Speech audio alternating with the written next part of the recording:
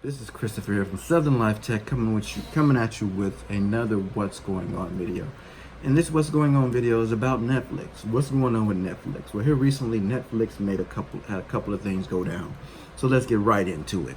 First and foremost, Netflix has stopped offering new in-app subscription payments through the iOS App Store. So if you are a new customer, or if you pause your subscription, or for whatever reason the initial payment doesn't go through when they try to when the iOS / App Store or iTunes tries to charge you for your Netflix subscription, it doesn't go through. In order to restart that subscription up again, you will have to do so through a web-based browser. The reason behind this is because iOS, or when you pay through the iTunes, iOS, or the Apple's App Store for any subscription to anything that any one of the developers have on their website, that subscription fee, a chunk of that goes to Apple. Actually, 30% of that goes to Apple. Apple takes 30% of every subscription fee that you pay to any developer through them. Now, that doesn't seem a little steep, and Apple did come under fire about the amount of fees they're charging just to have someone pay a subscription through their store. So in answer to that, Apple said, okay, if any one of our particular iPhone users keeps a subscription with you for a year or more, we'll drop the fee down to 15% and only charge you 15% per re-up. So in order to keep all that money, because I guess Netflix got tired of only getting 70 to 85% of their fees, because for the customers using iOS or the App Store, iTunes, to pay for their service, they just said, we're good.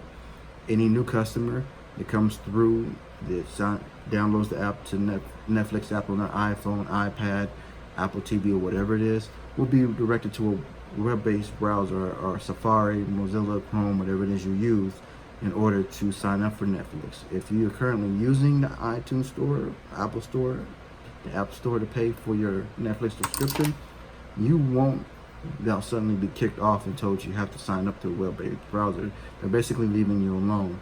Now, the flip side of that, if you pause your subscription to Netflix for any reason, if for whatever reason the payment doesn't go through your account when it's come time to make that monthly payment, you will be redirected to go to the web-based browser, or go to Netflix from your web-based browser, Safari, Chrome, Mozilla, whichever one it is that you use, in order to re-sign up, which means you'll have to enter your credit card information in the Netflix website, save it, and then they'll be drafting the payment that way instead of going through iOS or the Apple App Store, which I totally get that. No developer willingly wants to give Apple 30 to 15% of their profits, especially those developers who are smaller, who's only charging maybe $2, $3 monthly subscription. Apple's getting basically 30% of that dollar, and they're only getting 30 cents of that dollar, and the developer's only getting 70 cents. So I totally agree with that, and I applaud Netflix for making that decision. I mean, Apple is a major company, and yes, they should make money for you using their App Store, but 30% is a huge chunk, and that seems to be the going thing. Google has a similar setup where they charge their developers 30% for payments processed through the Android store. Amazon, for certain products and ebooks and things of that nature that are sold through their store, Amazon charges a pretty hefty fee of 30% or so. It may be a little less than that. I'm not quite sure on Amazon. If you know the answer to what they're charging, please post it in the comments below. I would love to know that. I need to actually look into that and make a video in regards to just subscription fees in general, and what, as a developer, you're going to be looking at getting hit for. But let's not get off topic. Beyond that, Netflix also released another series, another part of the Black Mirror series, which is actually a good series. If you haven't watched Black Mirror on Netflix, you need to check it out. But they released a Black Mirror episode called Bandersnatch, and basically it's an interactive movie. It's, you interact, like certain stuff comes up, you get to make decisions throughout watching the movie, and those decisions affect the way the end of the movie, the outcome of the show. Now, the thing that's getting people a little riled up about this is that not all devices support that. If you go to Netflix's support page in regards to these interactive stories, uh, Chromecast and Apple TV are not listed there. Uh, they basically don't work. So if you're running an Apple TV, or if you're using a web-based browser, so if you're using Safari for whatever reason it's running Silverlight still, you're not going to be able to do the interactive part of the story. Now you can still watch a linear story, which means you won't be able to make any decisions, and you'll be able to watch the show from beginning to end, but you won't get the benefit of actually making decisions and being a part of how the story ends.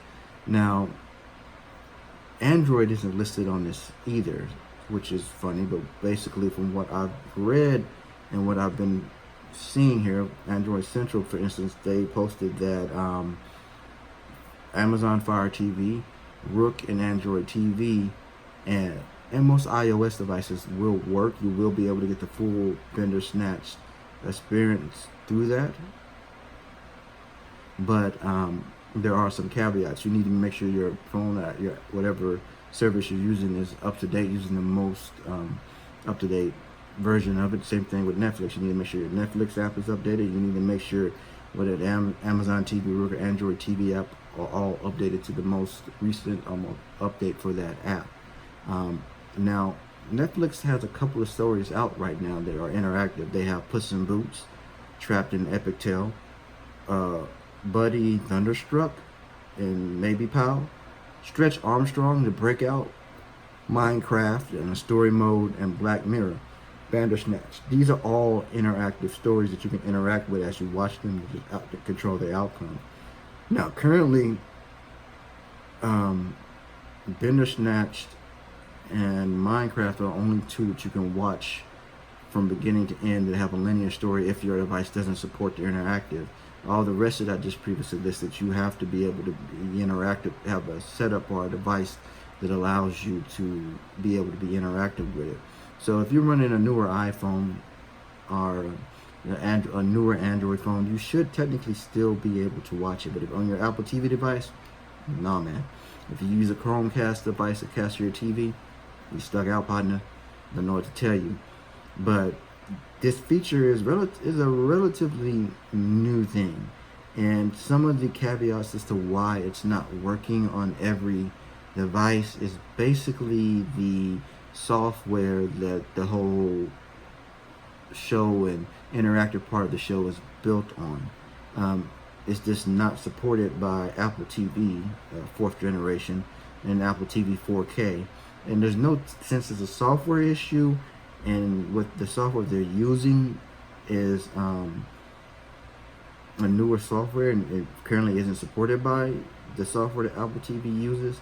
There's no guarantee that the current version will ever come to the current version, but we'll just have to wait to see on that. That's the speculation.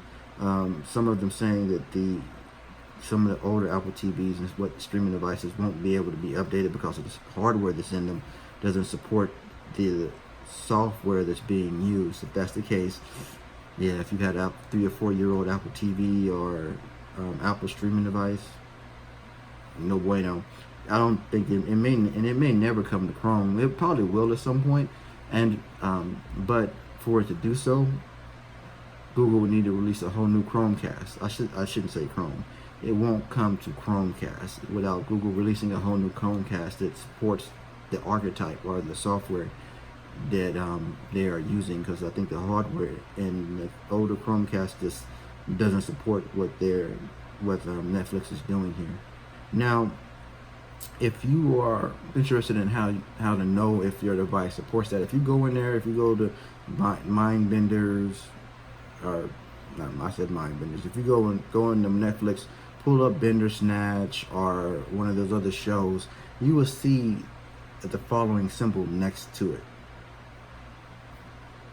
Yeah, so if you pull in there and you see that symbol, that means that you can actually go through it and watch it and be interactive. If that symbol's not there, that means you just won't watch it. If your device doesn't support it in any way, shape, or form, you'll just get a bunch of nice pop-up messages from Netflix telling you, hey, we're sorry, you can't watch this material.